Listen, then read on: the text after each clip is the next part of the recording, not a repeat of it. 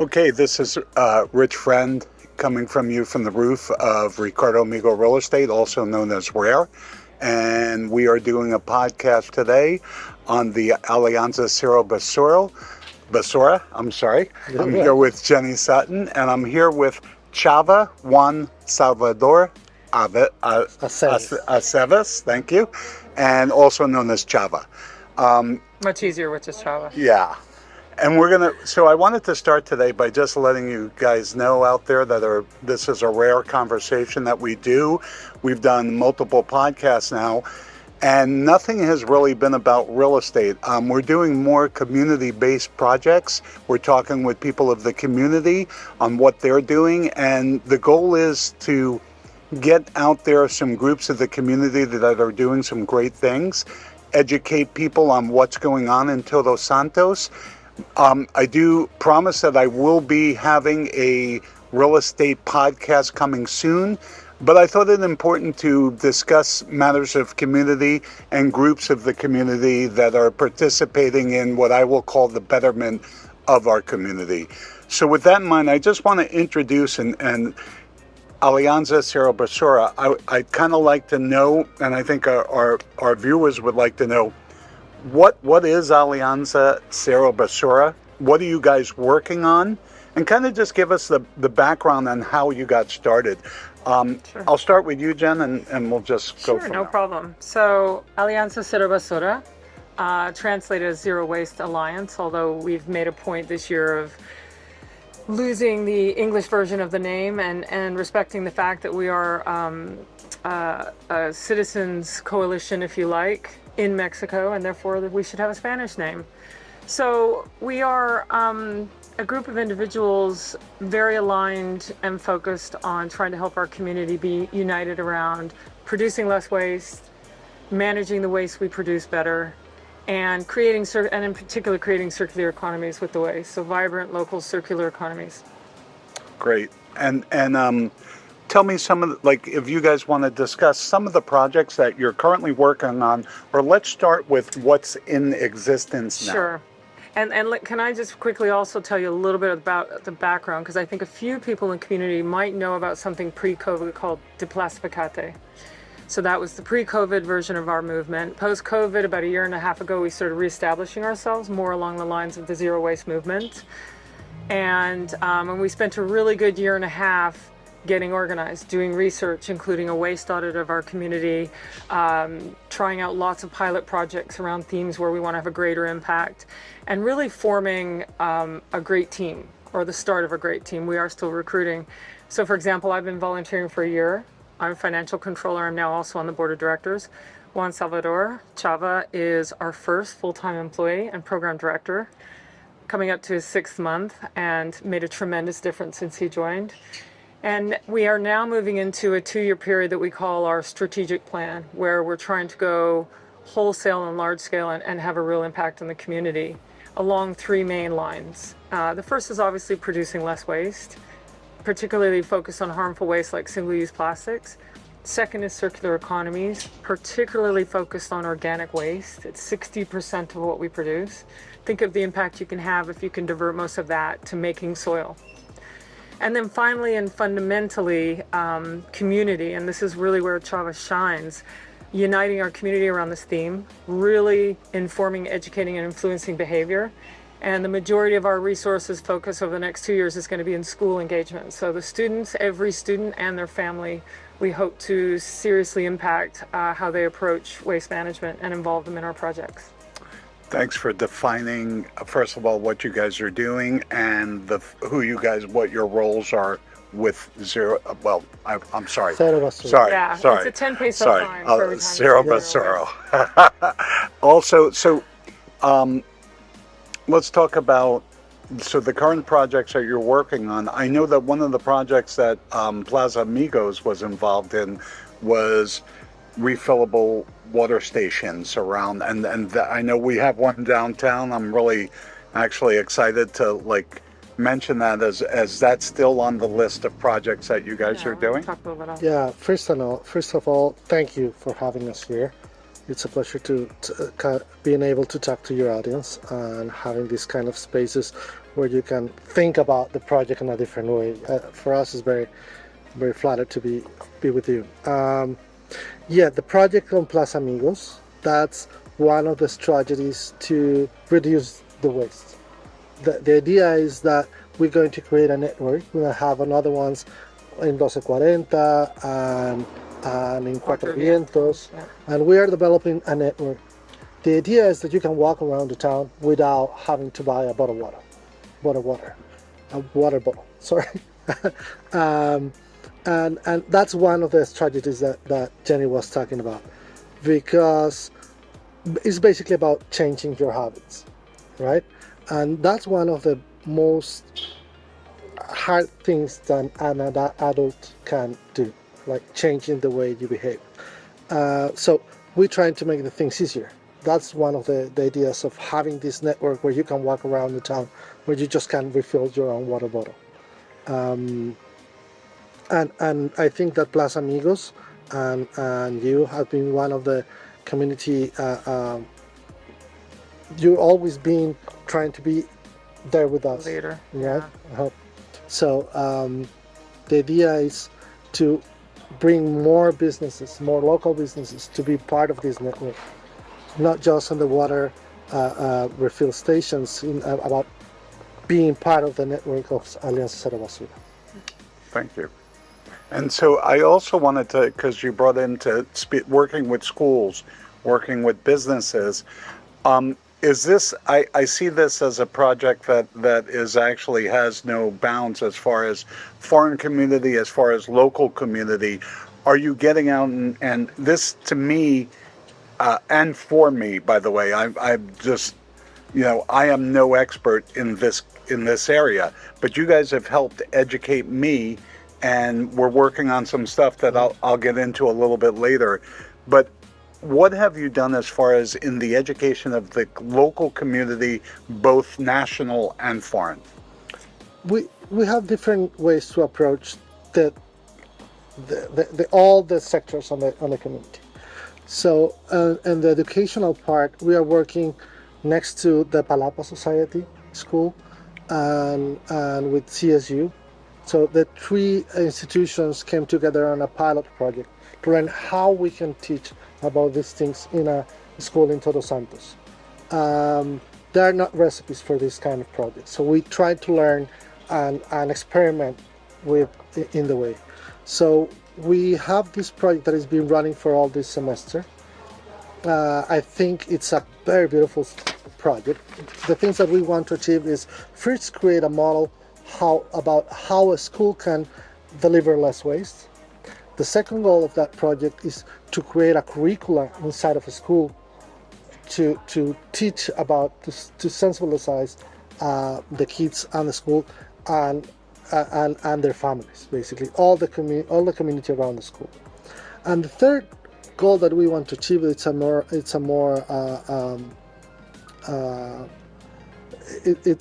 how we can make to these kids that are right now at Palapa School part like ambassadors for the word of Cero Basura. How they can help us to talk to other kids, to other schools, to other people around town. So the idea is to quintuplicate the effort, right? Mm-hmm. For other parts of the community, we are starting to work with some property managers, so they can help us to make a different way to the visitors can participate or get involved in this kind of projects. We are starting a couple of campaigns as well in social media, and the idea is to everybody knows what we're doing, and that they can reach us if they have any questions or they want to participate. Mm-hmm. We have different ways to participate with us.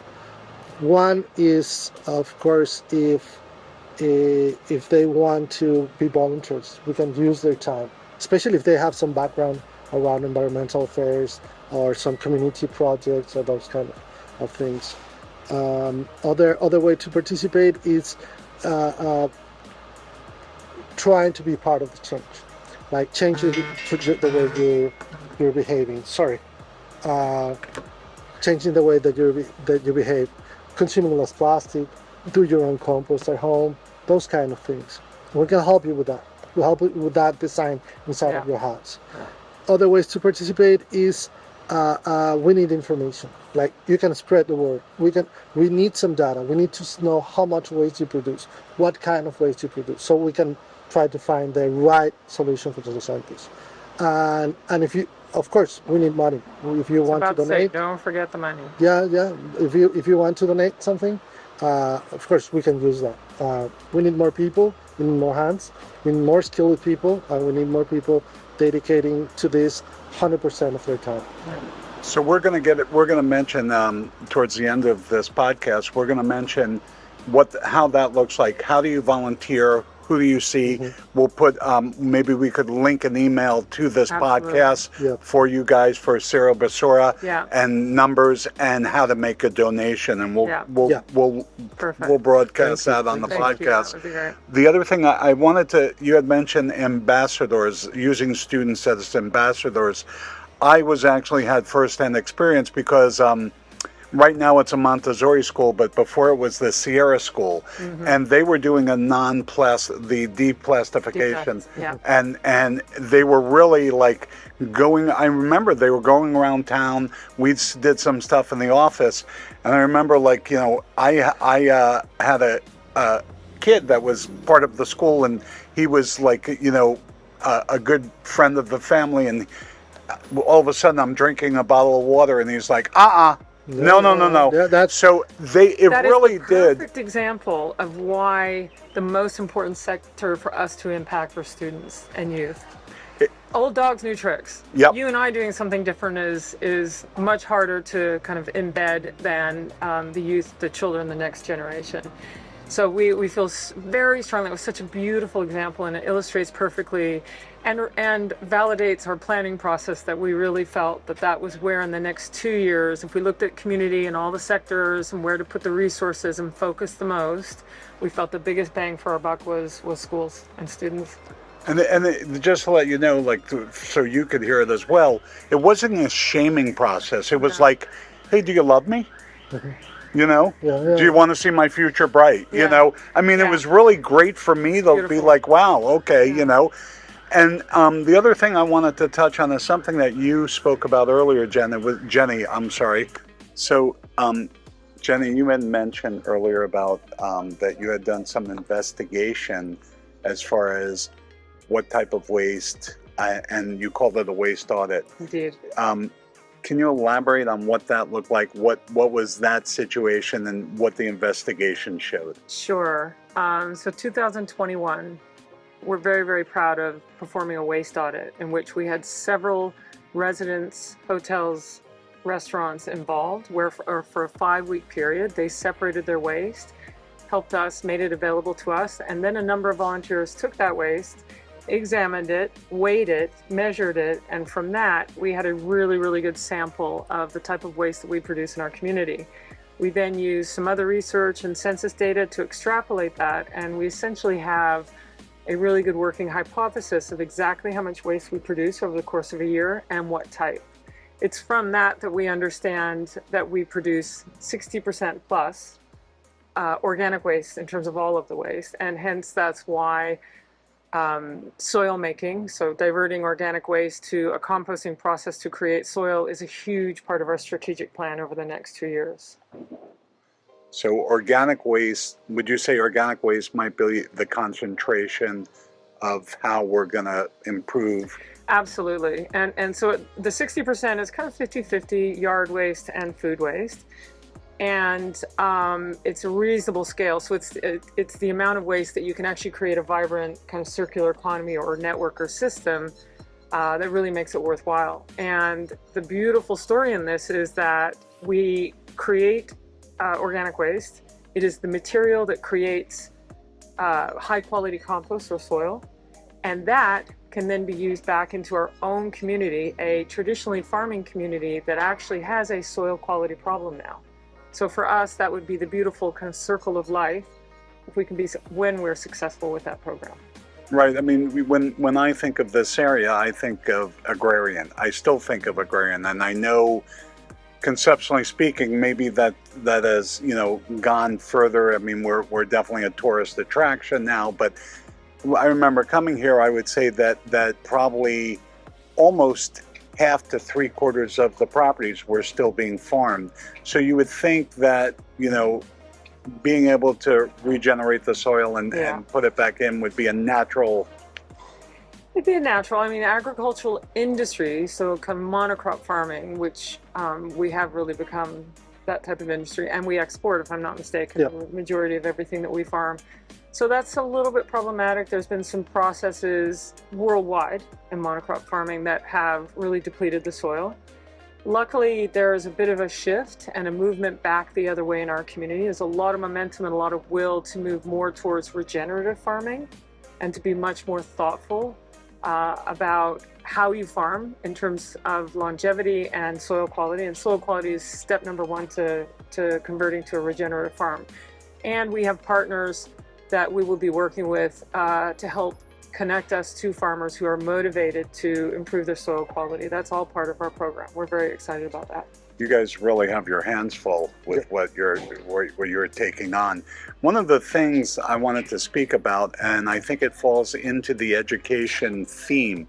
So we had a meeting and you were kind of collecting data, if you will, about population and about how many people are actually living here, how many people are moving here. And you came to me, I think, because of the real estate background, and the numbers that we provided, and we went over things. During that conversation, we actually spoke about how the Rare Property Management Group can actually educate first of all, our property management and rental teams to kind of successfully integrate these systems to houses that we're renting or that we're managing in the form of organic waste, composting, in the form of water filtration systems, separation, receptacles. Because you had mentioned earlier the recyclable system, the recyclable projects here, albeit fantastic that people are separating trash. Really, consumption, it sounds like, is the main thing. So purchasing patterns and consumption, And I think, like, what does that education look like as far as just simple techniques to a household owner or someone renting? What would be an example of something where, how do we change what we're doing to further this? So basically, the idea of start working with property managers was to try to create a different kind of destination. So it's about what you want to promote where you are, right? We know a lot of experiences where the other kind of how to say it, like if you don't start to educate the visitors and you start to promote as a differentiated place, it's going to help to actually to get a bigger amount of visitors. The idea is what kind of destination we want to be, and what kind of visitor we want. What kind of visitor we want. And we know for some people that actually is doing it here in Pescadero, that the visitors really like that. They enjoy to be part of the solution of the place they are visiting. So and the thing is that not all the houses or the condominiums or the places has the same kind of installations or the same kind of space or the same kind of needs. So we try to create like different recipes for different kind of places. There are places where you can have a super nice compost on a garden and places like that, or if you have a small apartment or condominium in downtown or Cerritos, you need to have a different kind Yeah. of installation. Yeah. So we are trying to we're trying to work with the property managers towards that. Let me give you a couple of really specific examples, because we've done a few workshops with property managers slash Airbnb owners or condominium HOAs, and we hear some of the concerns, like how do you dissuade the visitor from stopping at Costco on their way to Todos Santos and buying a mountain of plastic to then kind of leave behind, etc. Step number one is communicating before they arrive, making it part of your listing, so that when someone goes to it, it's part of what they understand is expected, and it's part of how they choose that rental. Number two is to communicate upon arrival. Please do this, please don't do this. Please expect this when you get there. And then there's lots of little techniques. So obviously what would be great is to have every home or commercial building built with purified water filtration system, so that right away you can say to everybody, you don't need to buy a single-use plastic water bottle, which, by the way, is the top contributor microplastics in the ocean as a type of plastic. So really, if we can eliminate that, we make a big difference. You can explain to them that there is a small container in the freezer. Please put all of the following types of food scraps in there. If you're there for a week, it doesn't matter. The person who comes in at the end of that can then take that, go put that in the composting receptacle, or take that away. You can have a home composting setup, and we're currently doing some research about really good ones that are very easy to use, that won't be unappealing for a visitor to go put stuff in. You can set up all of the rental properties with separation receptacles, and you can offer property owners the option of having a service, a pickup service, a differentiated pickup service, for example. It can pick up all of the types of waste separately and deal with them. There are just a number of things that we can do. And as Chava mentioned, the recipe is, I think you give people a blueprint and a menu, and the recipe is then personal to the property manager or the owner. And we need to work as well with the builders, because absolutely, the houses, the way we build down here is so much different than in the States. But you can add to those, as you do when you build anywhere. You have to add a sauna funnel. You have to add a filtration system. You have to build a latrina, how you call a latrine. Yep. You have to build different here. Why don't add a compost to that building system? Yeah. And I think that will add value to the town. It will be a more charismatic, and I don't know. I prefer to go places where where you're not part of the problem and you are part of the solution. Well, and I also think visitors like that. Yeah, and Richie, you said yourself, the numbers are extraordinary. If we get like a 5-fold increase when we have a full house of visitors in town, our issue isn't attracting people; it's differentiating who we attract. I think that would be a really nice value proposition, to be known as the town that attracts a certain kind of visitor. And these are affluent visitors too. I don't think there's any value loss. If anything, I think there's an opportunity for value add, whether that be from a resident point of view or a visitor point of view. As you know, Richie, the town is growing. The town is growing. For the last 2 years, we saw an expansion of the town.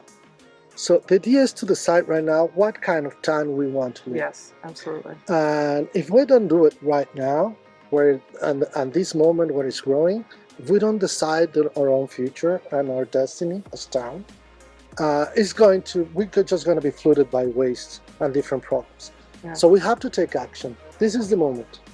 Then it's not going to be able to be done. It's that it's so much easier to do right now, to restart at this moment, because when you grow with certain kind of problems, those problems just going to be above you. So I think this is the moment where Todos Santos, and honestly I think that for the way Todos Santos is structured, the structure of Todos Santos and the people that lives here, and how much everyone, locals and visitors and people that comes to live down here, how much we love this place and how proud we are of where we're living. That we have to contribute somewhere. We have to give it back to the place. And one of the things that we want to do as Alianza Cero Basura is create that proud kind of system and pride And culture. in the culture Yeah. about the way we manage our waste. So we are proud about our beaches. We're proud about our palm trees. We're proud about the culture that we live in. Why don't be proud by something like the way we manage our waste? So I think it's a great point to actually just speak about. I think that Todos Santos and Pescadero and the surrounding area lend itself to that kind of vision, and I think that's something that people are attracted to automatically.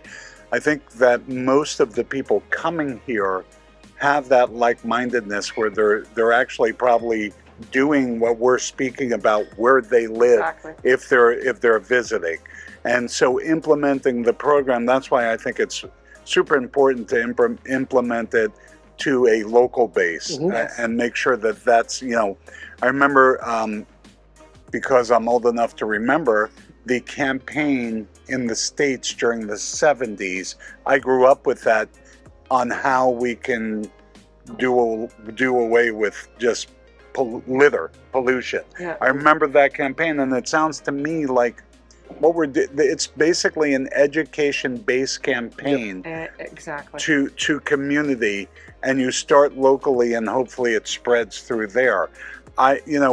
We have that base. We are an attraction based upon people who are in the solution, in my opinion. Yeah. That's what I've seen. So what you guys are doing falls into our community base. And I think that we're fortunate because we are dealing with people that want to assist in this, you know? When you move to a fragile place like the desert in Baja California, you can be part of the problem or you can be part of the solution. So all depends on the way you face it, right? And and I think that's important because one of the things, like, there's a responsibility, like, when it comes to what I do, what you guys are, there's a responsibility.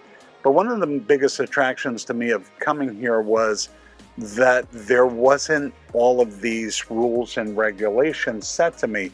And I think we're dealing with that frame of mind, an independent thinker, that if you show them the reason why and explain to them, they'll get it. Absolutely. And that vision is shared by, I think, everyone. And so with that in mind, why don't you talk a little bit about, if someone wanted to volunteer, if someone wanted to be part of this, what would they be doing?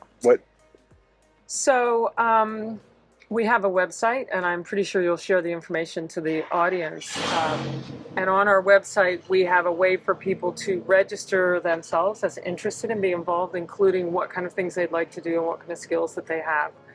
We are, because of our resourcing challenges, not yet doing a fantastic job of harnessing our volunteer community yet.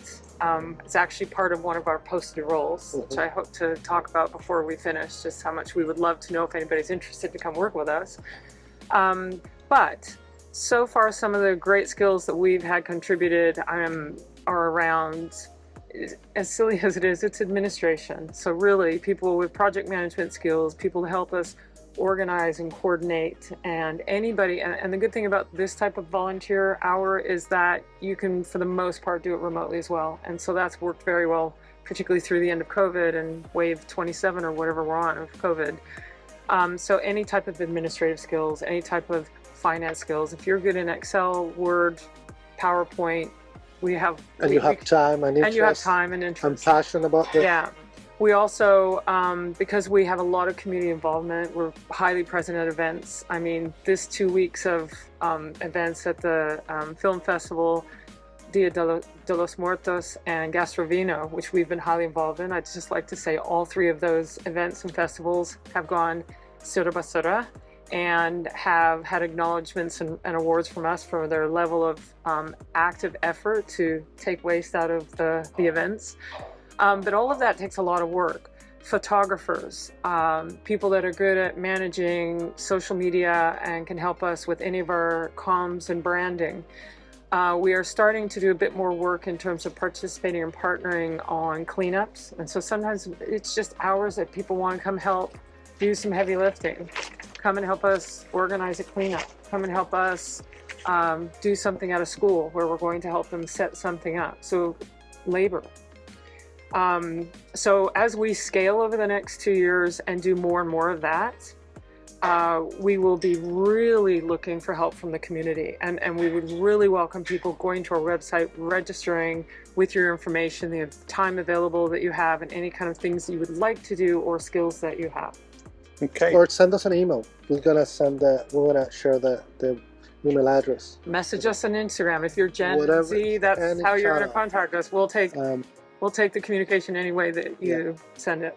So, but when this podcast comes out, Gastro Vino will be over. But tell us a little bit about what part, what Cero Basura is doing at Gastro Vino and how, people, what your involvement is there.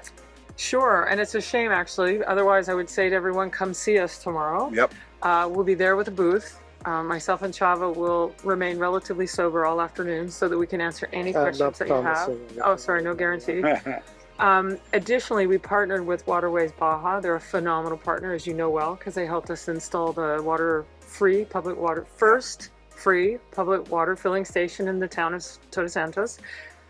So they've partnered and built 3 beautiful portable purified water filling stations that are going to be dotted around the grounds of the festival, which means there are no single-use plastic bottles for sale and no plastic cups available.